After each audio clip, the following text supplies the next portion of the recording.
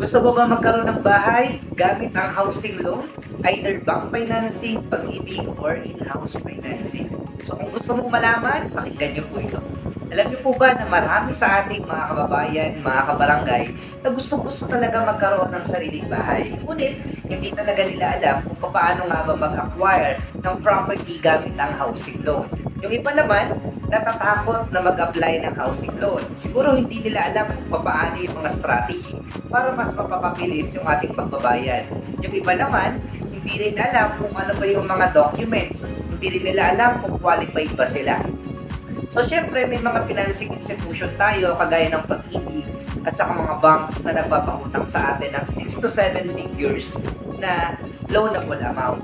So, kapag meron po silang pinautang sa atin, so therefore, kailangan po natin yung bayaran. So, para makapag-avail tayo, kailangan lang natin makapag-submit ng mga documents. Punta po tayo sa mga kakilala nating ahente or broker na nagbebenta ng mga properties na gusto nyo po sa mga area na yan.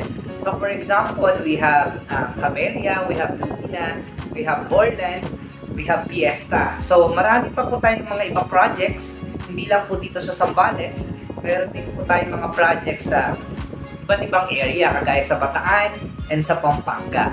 So kung iisipin mo, kung walang housing loan, di ba? Hindi ka magkakaroon kaagad ng sarili mong bahay. Isipin mo kung gaano katagal kung pupunuin or iipunin yung 1 million na isang property, di ba? Babayaran mo yan in cash.